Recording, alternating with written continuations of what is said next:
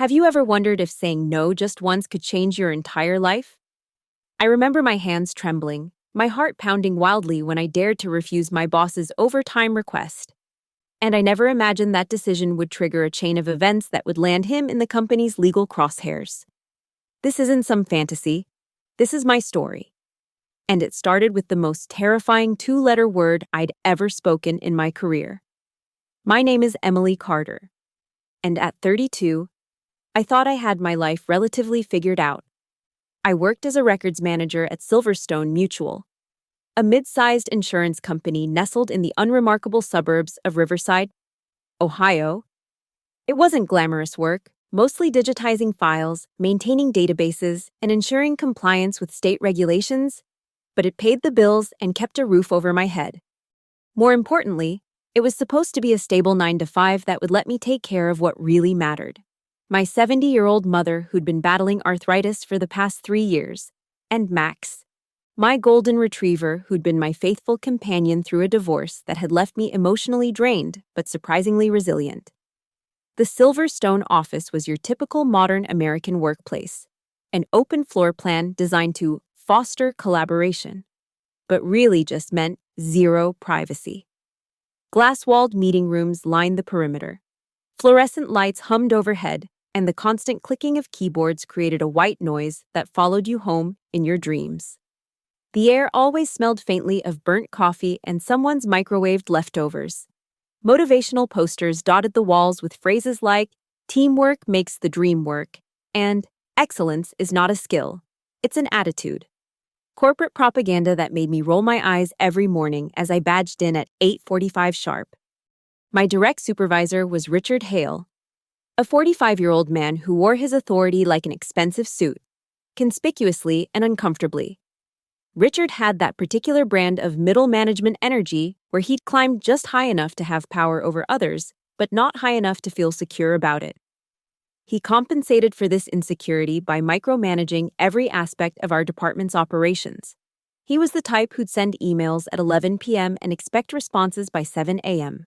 Who'd schedule optional team meetings that everyone knew were mandatory, and who'd hover behind your desk, breathing his coffee breath down your neck while asking if you'd gotten to that report he'd assigned you 30 minutes ago. Richard had sandy brown hair that was starting to thin at the crown, something he tried to hide with strategic combing. He wore the same rotation of 5 pale blue shirts with khakis, as if he'd read some management book that said it was Steve Jobs-esque to have a uniform. But where Jobs had black turtlenecks and innovation, Richard had mediocrity and a Napoleon complex.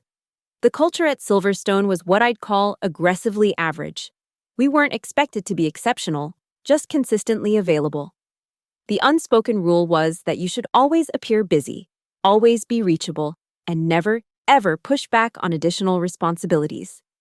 It was the kind of place where people ate sad desk salads while responding to emails, where vacation days accumulated unused because taking them meant you weren't a team player, and where staying late was seen as dedication rather than poor time management or understaffing. I'd been there for 5 years, long enough to know the game, but not so long that I'd lost all hope of something better. I was good at my job, meticulous, organized, efficient. My performance reviews were consistently positive, though never quite positive enough for the promotions that somehow always went to someone who played golf with Richard on weekends or laughed at his terrible jokes about his college fraternity days.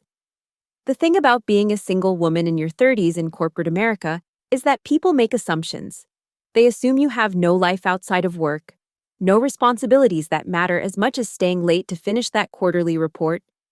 They assume your time is infinitely flexible, that your boundaries are suggestions rather than necessities. And for too long, I'd let them assume. I'd stayed late, come in early, answered emails on weekends, all while watching my mother's health decline and feeling the guilt of leaving Max alone for 12-hour stretches. But something had been shifting in me over the past few months. Maybe it was watching my mother struggle to open a jar with her arthritic hands, or coming home to find Max had anxiety chewed another cushion, or simply the accumulation of 1,000 small indignities. I was tired, not just physically, but soul-deep exhausted from pretending that this job was worth sacrificing everything else that made life meaningful. I didn't know it then, but I was a powder keg, waiting for a spark. And Richard Hale, in his infinite wisdom, was about to strike the match. It was a Thursday afternoon in late March when everything changed. The office was in its usual state of controlled chaos, phones ringing, printers jamming, the coffee maker making that concerning gurgling sound it always made before breaking down. I was wrapping up a compliance audit, eyes burning from staring at spreadsheets since lunch, when Richard appeared at my desk. I could smell his cologne before I saw him, something aggressively masculine that he applied with a heavy hand. "Emily, I need you to stay late tonight," he said, not asked. His tone was casual, like he was commenting on the weather.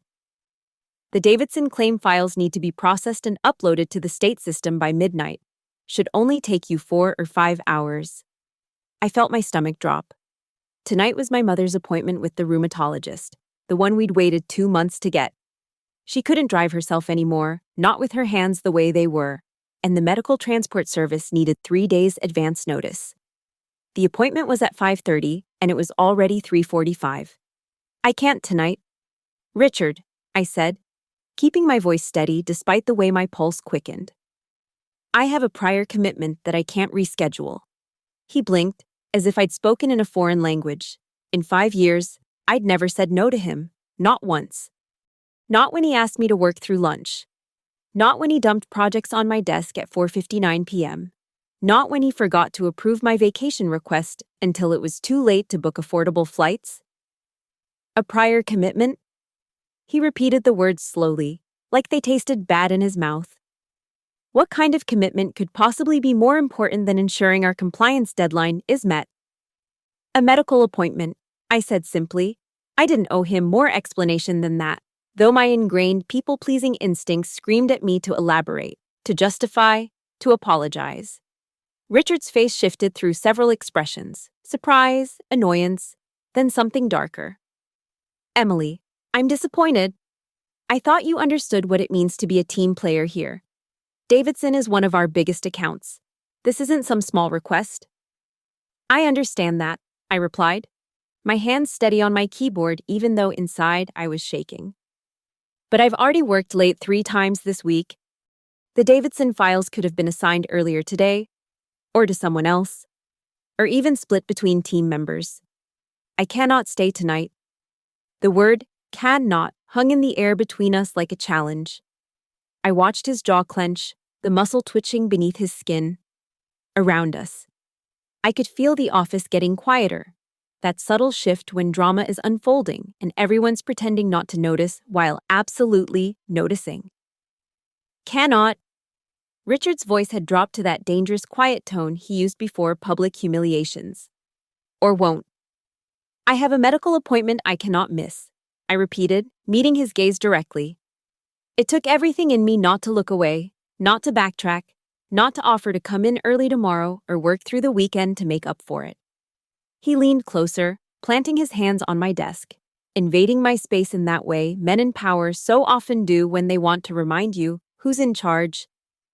"You know, Emily, I've noticed a concerning pattern lately.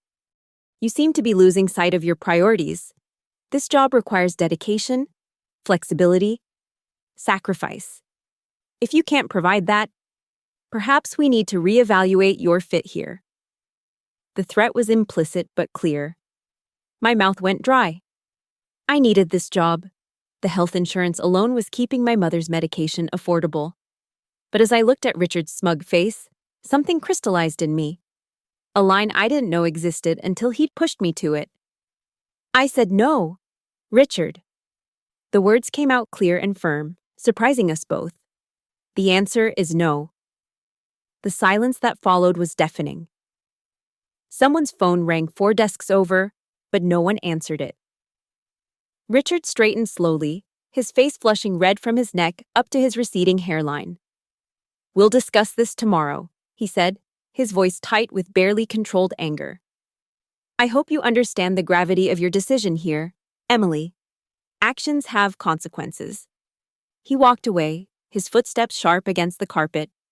I could feel 20 pairs of eyes on me, some sympathetic, others shocked, a few almost admiring. My hands were trembling now that he was gone, adrenaline flooding my system. I saved my work, shut down my computer, and gathered my things with deliberate calm. As I walked to the elevator, I heard him in his office, already on the phone, his voice carrying through the thin walls. Yes, I need to discuss an personnel issue. An insubordination incident. Emily Carter. My name on his lips sounded like a threat, a promise of retribution to come. But as the elevator doors closed and I descended toward the parking garage, toward my mother's appointment, toward my real life, I felt something I hadn't felt in years. Free. The next morning, I arrived at the office to find my entire world had shifted. Richard hadn't looked at me when I walked past his office, but I could feel his attention like a weight on my shoulders. My computer took longer to log in. IT issues, supposedly. My keycard failed twice at the printer room before finally working.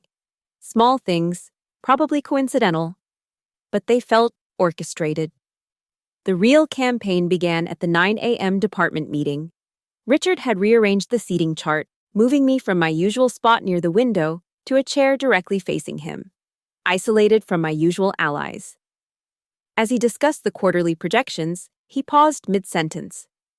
"Oh, Emily," he said, his voice dripping with false concern.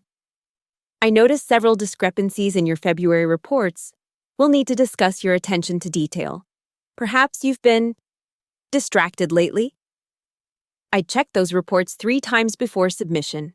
They were flawless. But when he projected them on the screen, there they were, numbers transposed, dates incorrect. My stomach churned as I realized he had editing access to all our files. He could change anything after submission and make it look like my error. "I'll review them," I managed to say, my voice steady despite the blood pounding in my ears. "Please do," he replied. "Accuracy is paramount in our field. Wouldn't want to think someone isn't capable of handling their responsibilities." The pattern continued throughout the week. Emails I'd sent disappeared from my sent folder. Meeting invitations arrived in my inbox minutes before they started, making me consistently late. Richard would assign me tasks verbally, with no written follow-up, then claim I'd misunderstood the requirements when I delivered exactly what he'd asked for. I specifically said the Peterson files needed cross-referencing with 2019 data, not 2020. He announced loudly on Tuesday, standing over my desk so everyone could hear. "This is unacceptable, Emily. If you can't follow simple instructions—" "You said 2020, I replied quietly. I wrote it down. "Show me," he challenged, knowing full well these were verbal instructions given while he'd conveniently passed my desk. I couldn't, of course. And the smile that played at the corners of his mouth told me he knew exactly what he was doing. By Wednesday, my coworkers had started treating me differently. Conversations stopped when I approached. Lunch invitations dried up. Karen from accounting, who I'd thought was a friend, actually moved her chair when I sat next to her in the break room. "I'm sorry," she whispered, glancing toward Richard's office. "I can't afford to be seen as, you know, taking sides." The isolation was surgical, precise. Richard never did anything overtly hostile, nothing HR could act on. Instead, it was a death by 1,000 cuts. He scheduled me for weekend inventory counts. He requested detailed documentation for tasks that had never required it before, then criticized the format, the font, the file naming convention. He CC'd his supervisor, Mr. Brennan, on emails highlighting my ongoing performance issues. Thursday evening, I stayed late trying to complete an impossible workload he'd assigned, 3 days of work due in one. My eyes burned, my shoulders ached, and I'd skipped lunch again. As I typed, I heard footsteps behind me. "Richard." "Still here?" he asked, his tone conversational. "Good to see you're taking your responsibilities seriously again." I didn't respond, just kept typing. "You know, Emily," he continued, moving closer. "This doesn't have to be difficult. All you had to do was stay that night. All you have to do now is remember your place. Remember who's in charge. Things could go back to normal." "Normal," I repeated, not looking at him. "You mean the way it was before, when I never said no?" When you were a team player, he corrected. When you understood priorities. I finally turned to face him. He was standing too close, using his height advantage to loom over me. In the empty office, with the evening shadows stretching across the floor, he looked exactly like what he was, a small man drunk on small power. My priorities are clear, I said. They've just never included being bullied. His face darkened. Bullied? That's a strong word. Emily. Some might say inflammatory, unfounded. The kind of accusation that could really damage someone's career, yours, specifically. The threat wasn't subtle anymore. He wanted me to break, to quit, to run. And honestly, part of me wanted to, every morning. I sat in my car in the parking garage, hands gripping the steering wheel, forcing myself to walk through those doors. I'd started having dreams about the office, about emails multiplying faster than I could answer them, about Richard's voice following me home. My mother noticed the change. "You're not sleeping," she said one morning, her arthritis-gnarled hands somehow still gentle as she touched my face. "What's happening at that place?"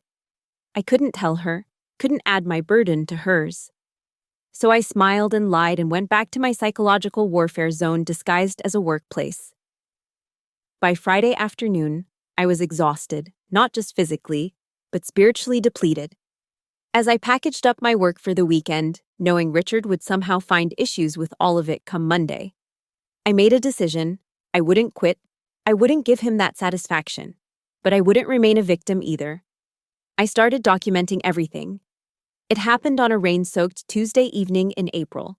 The office had mostly emptied by 7 p.m., leaving just the diehards and those, like me, drowning under manufactured workloads. I was heading to the printer room when I noticed Richard's office door ajar. His desk lamp still on, but his chair empty. He'd probably gone to harass someone in accounting.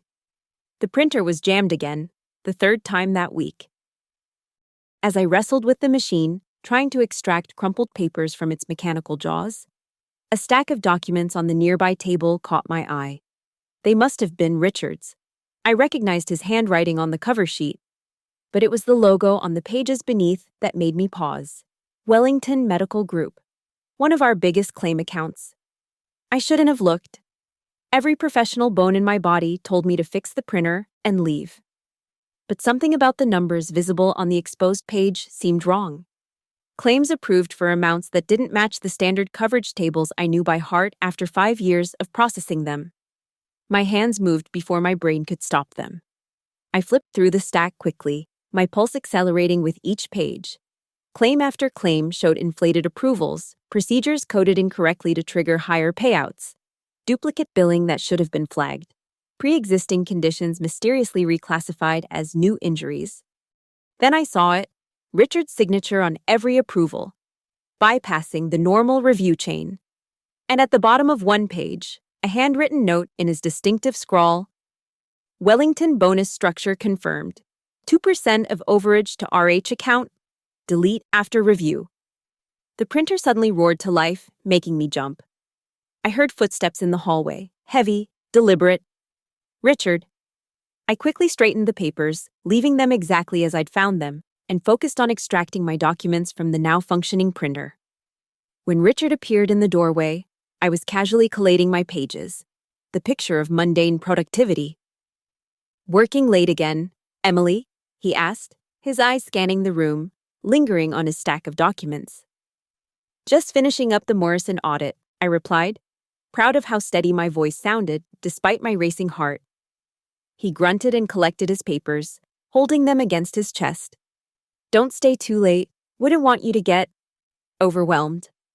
After he left, I stood in that printer room for a full 5 minutes, processing what I'd seen. Richard wasn't just a bad manager, he was committing insurance fraud. Systematic, deliberate fraud that was stealing from both the company and, ultimately, from policyholders whose premiums would rise to cover these losses. Over the next 2 weeks, I became a detective in my own workplace. I stayed late legitimately working on my assignments. But I also paid attention. I noticed Richard always processed Wellington claims personally, outside the normal workflow. I observed him meeting with a Wellington representative in the parking garage, exchanging envelopes that definitely weren't standard paperwork. I discovered he had access to override systems that should have required two-factor authentication. The key breakthrough came when I remembered something from my compliance training. All claim modifications were logged in a backup server that most people didn't know existed. It was meant for audit trails, and as a records manager, I had legitimate read-only access. I started pulling reports during my lunch breaks, careful to use different computers each time, always clearing the cache afterward. The pattern was undeniable. Over the past 18 months, Wellington Medical Group claims had a 47% higher approval rate than the industry standard, with average payouts 32% above normal ranges. The excess? Nearly $3 million. But Richard was smart. He'd spread the approvals across different days, different claim types, always staying just below the threshold that would trigger an automatic audit. If I hadn't seen that original paperwork, if I hadn't known what to look for, it would have remained invisible. The weight of this knowledge was crushing. At night, I'd lie awake thinking about what to do. If I reported it, Richard would know it was me. Who else had both the access and the motivation? He could destroy my career, make me unemployable in the insurance industry. But if I didn't report it, I was complicit. Every fraudulent claim he approved was money stolen from honest people. My mother noticed my increasing anxiety. "You're losing weight," she observed one Sunday, watching me push food around my plate. "And you keep checking your phone like you're expecting bad news." "Just work stuff," I mumbled. "The same work stuff that's been eating at you for months?" She reached across the table with difficulty, her swollen joints making the movement painful, and covered my hand with hers. "Whatever's happening there, it's killing you slowly. No job is worth your soul." Emily. She was right. That night, I made my decision. I started building my case methodically. Screenshots, downloaded reports, email trails, everything documented and backed up in multiple locations. I created a detailed timeline showing the correlation between Richard's override approvals and deposits into accounts I'd traced back to him through public records. I also documented every instance of his retaliation against me. The changed reports, the impossible deadlines, the public humiliations. Two parallel narratives of abuse. His abuse of the system and his abuse of power. By the end of April, I had enough evidence to bury him. The question was, did I have enough courage to pull the trigger? May arrived with unseasonable heat, and the office air conditioning couldn't quite keep up. Or maybe it was just me, sweating through my blouse every time Richard walked past my desk.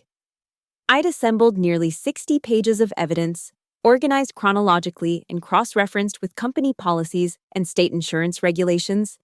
It was bulletproof, but I was terrified. The smart move would have been to go straight to internal audit, but I needed to be strategic. Richard had connections, had been with the company for 12 years. If I made one wrong move, he'd have time to cover his tracks, destroy evidence, and paint me as a disgruntled employee making wild accusations. I spent my evenings researching Silverstone's corporate structure, learning who really had power versus who just had titles. Internal audit was run by Marcus Webb, but he golfed with Richard monthly. Legal was headed by Sandra Morrison, but she was 6 months from retirement and known for avoiding controversy. Then I found her, Diane Fitzgerald, Senior Vice President of Compliance and Ethics, based in the Columbus headquarters. She'd been brought in 2 years ago specifically to clean up the company's reputation after a minor scandal. She had no local loyalties, no country club connections. I drafted my email to her 17 times. Each version felt either too emotional or too clinical, too detailed or too vague. Finally, at 2 a.m. on a Wednesday, I kept it simple. Ms. Fitzgerald, I am writing to report serious financial irregularities involving fraudulent claim approvals in the Riverside office. I have documented evidence of systematic fraud totaling approximately $3 million. Due to concerns about local conflicts of interest, I am contacting you directly. I can provide comprehensive documentation, and am available to meet at your earliest convenience. I attached a single document, a summary spreadsheet showing the statistical anomalies in Wellington claims. Enough to prove I wasn't crazy, not enough to expose my full hand. Then, I waited. The response came Thursday afternoon, while Richard was berating me about font choices in a routine report. My phone buzzed with an email marked confidential. Ms. Carter, please come to the Columbus office tomorrow at 10 a.m. Tell no one. Bring everything. D. Fitzgerald. I called in sick Friday, the first time in 3 years. Richard's voicemail was ice cold. Interesting timing for an illness, Emily. We'll discuss this pattern of unreliability when you return. The Columbus office was everything Riverside wasn't: gleaming, professional, serious. Diane Fitzgerald looked exactly like her LinkedIn photo. Sharp-featured, silver-haired, with eyes that missed nothing. Her handshake was firm, her office minimalist except for a wall of legal books and a single photo of her with what looked like Supreme Court Justice Sotomayor. "Show me everything," she said simply. For 3 hours, I walked her through every document, every pattern, every suspicious transaction. She asked pointed questions, took notes in shorthand I couldn't read, and occasionally made phone calls to verify specific details. When I showed her the handwritten note about Richard's 2% kickback, she actually whistled low. "And the retaliation?" she asked. "Document that too?" I handed her a separate folder. She reviewed it quickly, her expression darkening. "Ms. Carter, what you've compiled here is extensive and deeply concerning. I need to ask, have you shared this information with anyone else?" "No one," I assured her.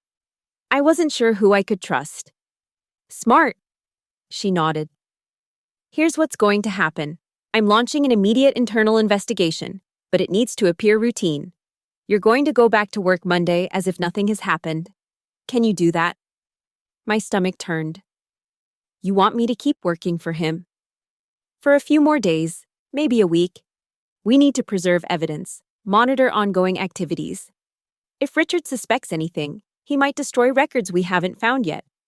She leaned forward. "I know it's asking a lot, but you've done the hardest part. Let us handle it from here." "What about protection?" I asked. "He's already making my life hell. Document everything. If he escalates, call me directly." She handed me a business card with her personal cell written on the back. "And Ms. Carter, what you've done takes incredible courage. The company owes you a debt." I drove back to Riverside feeling hollowed out but somehow lighter. The secret wasn't just mine anymore. Professional investigators would take over. All I had to do was survive a few more days of Richard's psychological warfare. Monday morning, I sat at my desk, logged into my computer, and began my performance. I smiled at Richard's insults, nodded at his impossible demands, and documented every single interaction. When he dumped a week's worth of work on my desk at 4 p.m., I simply said, "I'll do my best." "Your best hasn't been very impressive lately," he sneered. "Maybe you should consider whether this position is still a good fit for you." I wanted to tell him that his position would be vacant soon enough. Instead, I just turned back to my screen and started working, counting down the days until Diane Fitzgerald's investigation would reveal what kind of man Richard Hale really was. The trap was set. Now I just had to wait for it to spring. The waiting was agony. Every morning that week, I'd arrive at work expecting to see audit teams swarming Richard's office, but everything appeared normal. Richard, emboldened by my apparent submission, grew increasingly bold in his harassment. Wednesday morning, he called an impromptu team meeting specifically to criticize my work in front of 15 colleagues. "This is what happens when people lose focus," he said, projecting my perfectly adequate report on the screen. "When personal issues interfere with professional obligations. Emily, would you like to explain these substandard metrics to the team?" I stood slowly, my hands steady despite the rage burning in my chest. "The metrics meet all company standards, Richard. They're actually 15% above the departmental average." "Average isn't excellence," he shot back. "Perhaps that's all we can expect from some people." I sat down without responding, catching sympathetic glances from a few brave colleagues.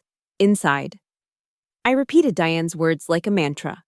Just a few more days. Thursday afternoon, everything changed.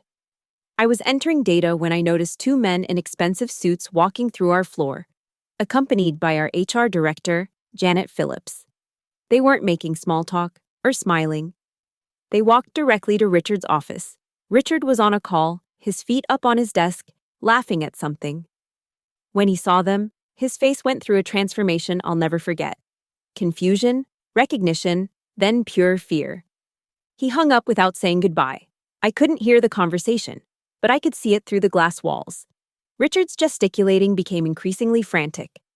He pulled out files, pointed at his computer screen, shook his head vehemently. Then one of the men placed a document on his desk, and Richard's face went white. The entire office had stopped pretending to work. Everyone was watching as Richard was escorted to HR, leaving his computer and files with the two men who immediately began boxing up his office. The whispers started immediately. Insider trading, someone guessed. Sexual harassment, another suggested. I heard it's embezzlement. Karen from accounting whispered. I kept my head down, typing gibberish into a spreadsheet, playing the part of the confused employee. But inside, my heart was racing with vindication. An hour later, Janet Phillips sent a department-wide email. Effective immediately, Richard Hale has been placed on administrative leave pending an investigation into financial irregularities. Marcus Webb will serve as interim department manager. We ask for your patience and professionalism during this transition. The office erupted. People immediately started speculating, sharing stories of Richard's behavior they'd been too afraid to mention before. I stayed quiet. But I noticed Marcus Webb watching me from across the floor. He knew, maybe not the details, but he knew I was involved. That evening, as I was packing up, my phone buzzed. Diane Fitzgerald. Phase 1 complete. Your documentation was invaluable. Stay the course. More to come. Friday was surreal. Without Richard's oppressive presence, the office felt different, lighter, almost celebratory. People actually smiled in the hallways. Someone brought donuts. Marcus Webb called a meeting to assure everyone that their jobs were safe and that the investigation was focused solely on Richard's activities. I want to be clear, Marcus said, looking directly at me. If anyone has experienced retaliation or inappropriate behavior, my door is open. We're committed to making this right. Over the weekend, I finally slept properly for the first time in months. My mother noticed the change immediately. You look like yourself again, she said Saturday morning, watching me actually eat breakfast instead of pushing it around my plate. Things are getting better at work, I told her. Did that horrible man finally get what was coming to him? I smiled. It's looking that way. Monday morning brought phase 2. I arrived to find the Columbus audit team had taken over an entire conference room, with boxes of files and multiple laptops set up. Diane Fitzgerald herself was there, and she nodded at me as I passed. At 10 a.m., I was called into Marcus Webb's office. Diane was there, along with someone from legal and the head of HR. Emily, Diane began, your documentation has revealed extensive fraud. We're preparing criminal charges, but we need your testimony. Are you willing to go on record? Absolutely, I said without hesitation. There's more, she continued. Richard kept detailed records of his retaliation against you, emails to other managers trying to blacklist you, falsified performance records, even a plan to terminate you for insubordination. It's all illegal, and it's all documented. The legal representative spoke up. The company wants to make this right. We're prepared to offer a substantial settlement for the hostile work environment you endured, plus guaranteed employment protection and a promotion to senior records manager with a 40% salary increase. I stared at them, overwhelmed. He documented his own retaliation? He was arrogant, Diane said simply. He thought he was untouchable. People like Richard always do, right until they're touched. As I signed the settlement papers, agreeing to testify when the criminal case went forward, I thought about that Thursday afternoon when I'd said no to Richard for the first time. Such a small word. but it had started an avalanche that would bury him. The investigation was far from over, but my part, the hardest part, was done. I'd stood up to a bully, exposed a criminal, and reclaimed my dignity. And it all started with refusing to work overtime. The full scope of Richard's crimes unfolded over the next 2 weeks like a slow-motion car crash. Every day brought new revelations that sent shockwaves through Silverstone Mutual. The audit team had uncovered not just the Wellington Medical Group fraud, but 3 other accounts with similar patterns, pushing the total stolen amount to nearly $5 million. Tuesday morning, the FBI arrived. I was reviewing claim files when I saw them. 4 agents in dark suits, badges visible, walking through our office like they owned it. They went straight to the conference room where the internal audit team had set up camp. Through the glass walls, I could see Diane Fitzgerald handing over boxes of evidence, my documentation somewhere in those stacks. "Holy shit," someone whispered behind me. "This is real." By lunch, local news vans had appeared in the parking lot. Someone had leaked that a major insurance fraud investigation was underway. We were instructed not to speak to reporters, but that didn't stop the speculation and gossip from reaching fever pitch. Wednesday brought the most dramatic moment. I was in the break room when Karen rushed in, eyes wide. "They're arresting him, right now, in the lobby." Everyone ran to the windows overlooking the front entrance. There was Richard, in handcuffs, being led to a police car by 2 officers. He looked smaller somehow, diminished. His expensive suit was wrinkled, his careful comb-over had come undone, revealing his bald spot. As they guided him into the back seat, he looked up at our building. And for a moment, I could have sworn he was looking directly at me. I didn't feel triumphant. I felt empty. Relieved, but empty. The next day, Marcus Webb called another all-hands meeting. The conference room was packed, the atmosphere electric with anticipation. "I know you've all been waiting for answers," Marcus began. "I can now share that Richard Hale has been charged with insurance fraud, embezzlement, and falsification of business records. The investigation revealed systematic criminal activity spanning 2 years. Gasps rippled through the room. "Furthermore," Marcus continued, "we've discovered that Richard was not acting alone. A representative from Wellington Medical Group has also been arrested, along with 2 other external partners." He paused, looking around the room. "I want to address something else. We've learned that Richard created a hostile work environment, targeting employees who questioned his authority or methods. If you experienced retaliation or harassment, please see HR. The company is committed to making amends." Several people turned to look at me. Word had gotten out, somehow, that I was the whistleblower. I kept my expression neutral. But inside, I felt vindicated. After the meeting, colleagues approached me one by one. Some offered quiet thanks, apparently. Richard had made many enemies. Others shared their own stories of his abuse. Tom from IT admitted Richard had forced him to give unauthorized system access. Sarah from customer service revealed he'd threatened her job when she questioned a suspicious claim. "We all knew something was wrong," Sarah said, tears in her eyes. "But we were all too scared. You weren't." That afternoon, Diane Fitzgerald called me into a private meeting. "The FBI wants to interview you next week," she said. "Your documentation is the cornerstone of their case. Richard's lawyer is trying to claim he was just bad at his job, not criminal. Your evidence proves otherwise." "I'll be there," I assured her.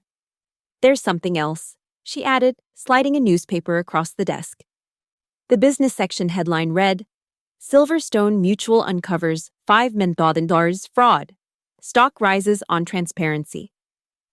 "The board is pleased," Diane explained. "Instead of a scandal, this is being seen as a triumph of our internal controls. You saved the company from years of continued losses and potential regulatory sanctions." "I just did what was right," I said. "No," she corrected. "You did what was brave. There's a difference." Friday afternoon, as I was preparing to leave, Marcus Webb stopped by my desk, my new desk, in my new office that came with the senior records manager position. "I owe you an apology," he said quietly.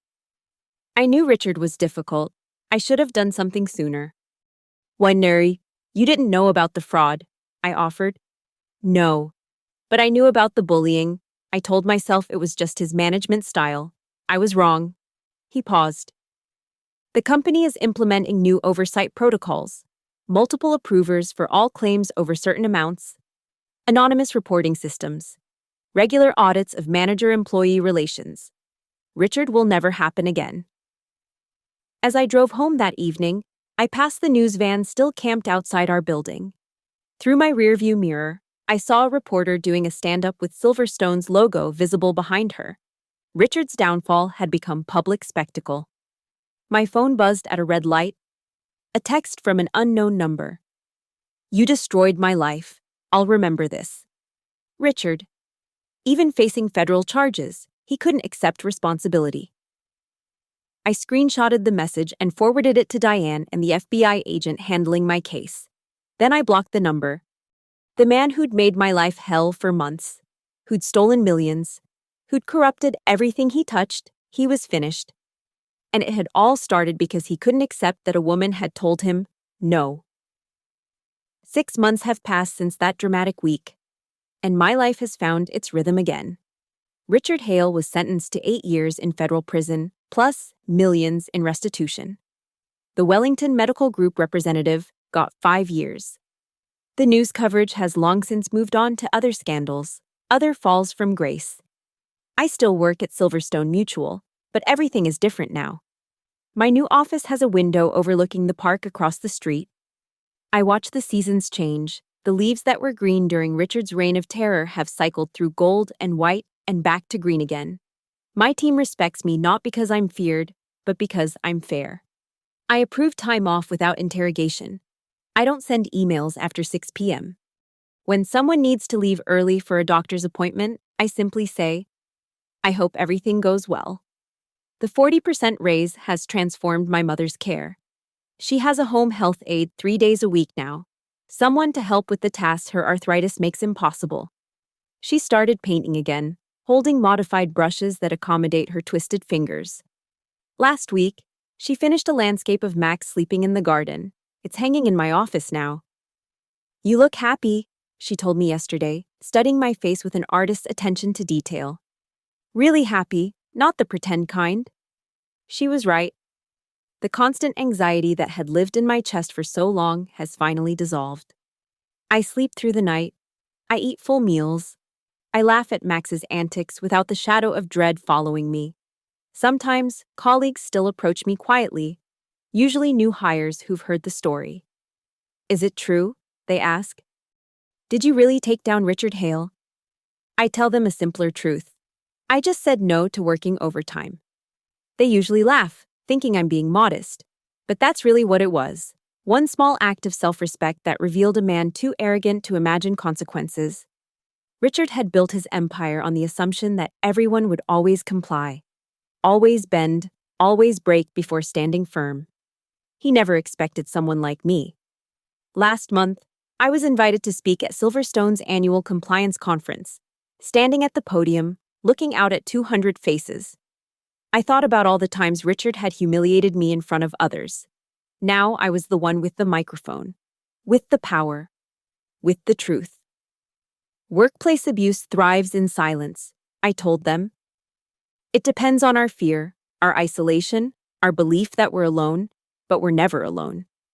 And sometimes, the smallest act of resistance can topple an empire built on exploitation. The applause was long and genuine. There's a new analyst in Richard's old office now, a young woman named Jessica who brings her team coffee and remembers everyone's birthdays. Sometimes I catch her watching me, and I recognize the look. It's admiration mixed with curiosity. She knows the story, knows I'm the one who stood up when no one else would. Was it scary? She asked me once. Fighting back? Terrifying, I admitted. But not as scary as the thought of spending the rest of my career being afraid. I've been offered positions at other companies. Word gets around when you're the whistleblower who brought down a multi-million-dollar fraud scheme. But I'm staying at Silverstone, at least for now. This place has become something better because of what happened, and I want to be part of that transformation. Sometimes, when I'm working late by choice, not coercion. I think about Richard in his federal cell. I wonder if he still blames me. If he's rewritten the story in his mind to make himself the victim. Probably. Men like Richard rarely learn. They just find smaller kingdoms to rule, smaller people to terrorize. But that's not my concern anymore. My concern is the audit report on my desk, the team meeting tomorrow, the presentation next week. Normal work things, beautifully, blissfully normal. The other day, a new employee was being given a tour of the office. As they passed my door, I heard the HR representative say, "That's Emily Carter. She's the one who, well, she's kind of a legend here." A legend. Me. The woman who was just trying to take her mother to a doctor's appointment. I've learned something important through all of this. Sometimes the most powerful thing you can say is the shortest word in the English language. No. 2 letters that can change everything. That can start avalanches, that can bring down kingdoms built on fear and fraud. I said no to overtime.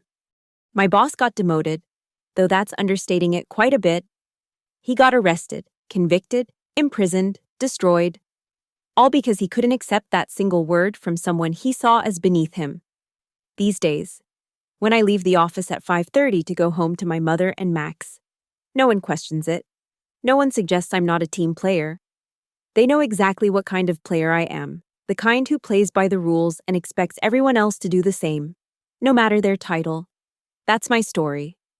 The story of how saying no to overtime became the first domino in a chain that brought down a corrupt manager and saved a company millions of dollars. The story of how standing up for yourself, even when your voice shakes, even when you're terrified, is always worth it. Because in the end, bullies are just cowards with a little bit of power, and cowards always fall when someone finally has the courage to push back. Thank you so much for listening to my story. I'd love to know where you're listening from.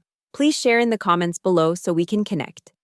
If this story resonated with you, please subscribe to the channel and share your own thoughts about standing up to workplace bullies.